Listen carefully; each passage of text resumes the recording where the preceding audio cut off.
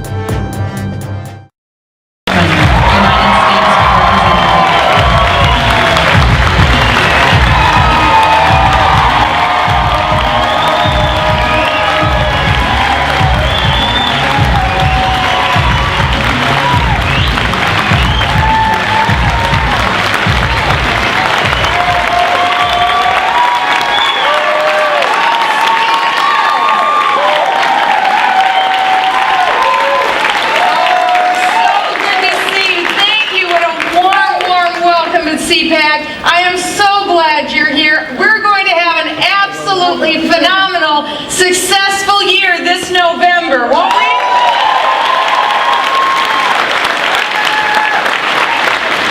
Well, I thought you would be interested in knowing that running for President of the United States is really one series of humiliations after another.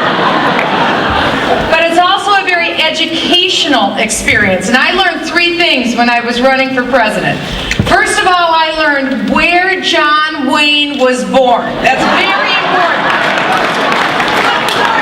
And then second, I learned the day that Elvis Presley was born. These are vital issues to our republic. And third, I learned never forget the three things that you learn. Very important when you're running for president. Well, this fall, President Obama will be pointing to his foreign policy successes in order to make the case for his successful re-election. He'll be pointing to bin Laden. He'll be pointing to the overthrow of Gaddafi. He'll be pointing to the Arab Spring as his foreign policy success story. And while without a shadow of a doubt, the world is better off without bin Laden and without Gaddafi, these are tactical successes that don't begin to compare with the mess that Barack Obama has made of the Middle East and the strategic foreign policy blunders he's committed.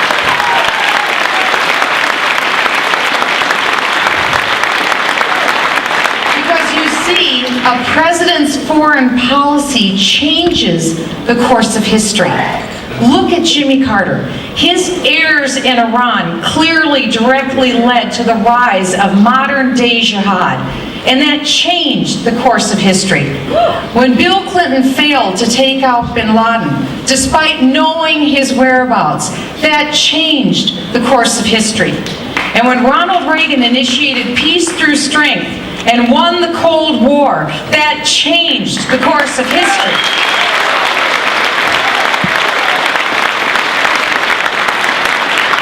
And when Barack Obama chose Islamic outreach over Israel, he changed the course of history.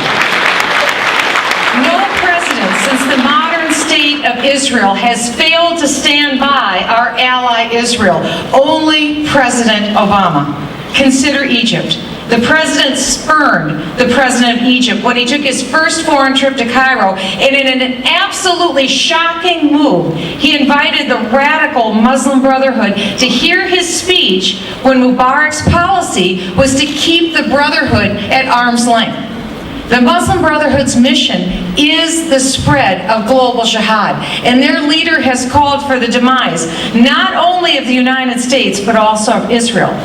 And the Muslim Brotherhood's spiritual leader has called for the killing of United States troops both in Iraq and in Afghanistan. That's why it's unthinkable that the Muslim Brotherhood's spiritual leader is now acting today as a mediator between the United States and our enemy, the Taliban, in Afghanistan.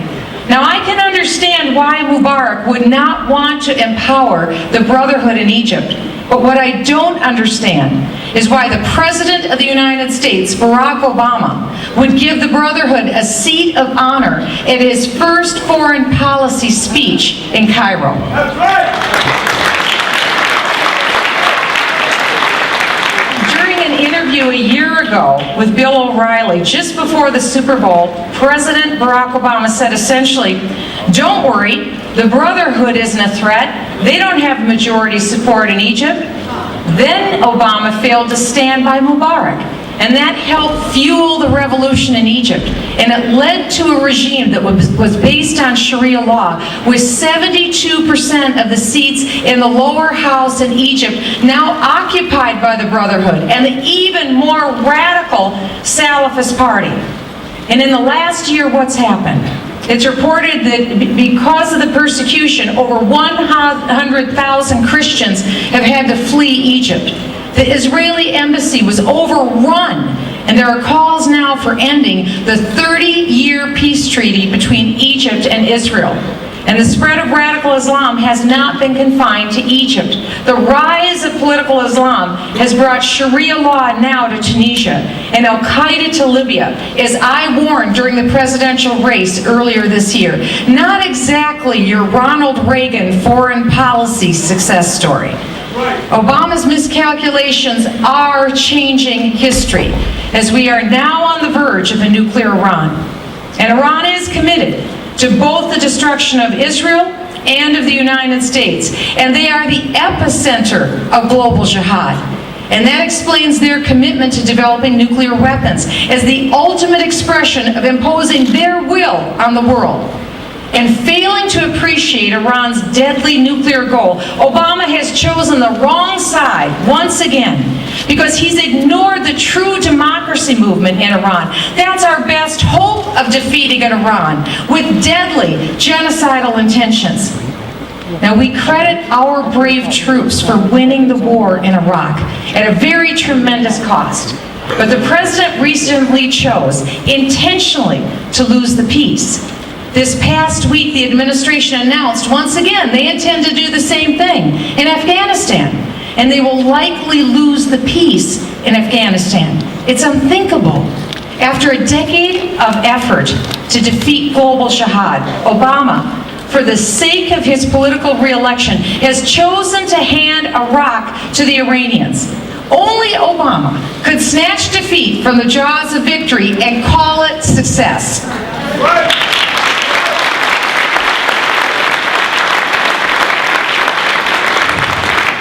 Before Obama was elected, Tunisia was a stable U.S. partner. No more. After the elections in Tunisia, the Islamists took over. Obama called the Islamic elections an inspiration and said that he was deeply encouraged by the progress. Before Obama was elected, the leadership in Yemen and Egypt, they're flawed, to be sure, but they were at least counted on as U.S. partners. And before Obama was elected, Israel could count on America's unwavering support. But since Obama's election, Israel has rarely enjoyed President Obama's support. And in May, he even said that Israel should retreat to her indefensible 1967 borders. Make no mistake about it. In Israel's hour of dire need, the United States must stand with Israel.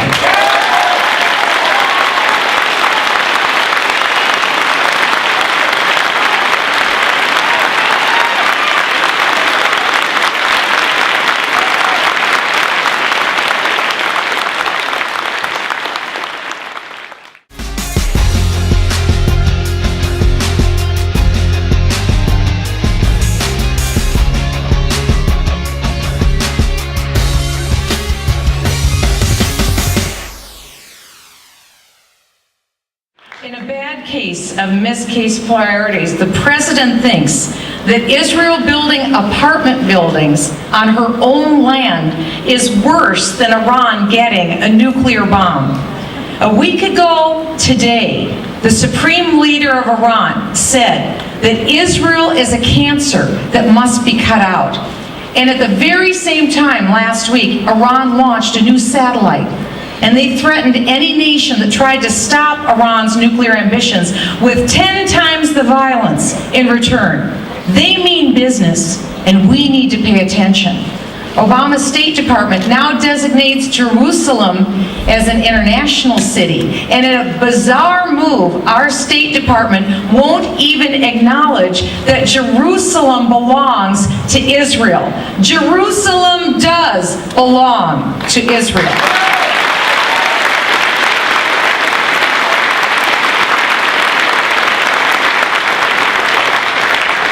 Before Obama was elected, no one had ever heard of a United States president saying to the world that the United States is not a Judeo-Christian nation. I'm here to say we are.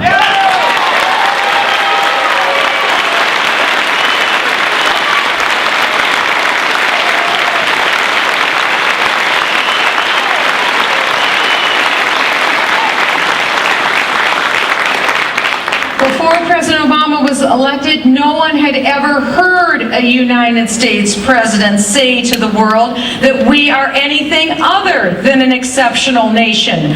We are. And before President Obama was elected, no president had ever gone around apologizing to the world, and we will not.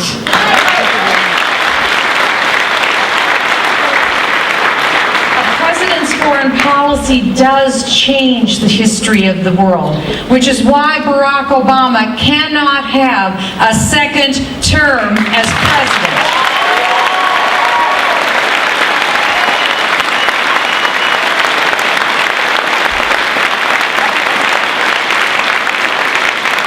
We have to stand. And we have to fight for our beliefs. We have to stand and we have to fight for our country. We have to stand and we have to fight for our freedom. Because we need to do this to honor the brave men and women who gave their last full measure of devotion for us. Because you see, they're watching us. We owe it to them. We owe it to our posterity. We owe it to our God to keep our republic free. This was purchased at such a great price. It is our obligation to stand with them and make it free. I say to you today, God bless you. God bless the United States of America, and may we remember to bless God. God bless you all.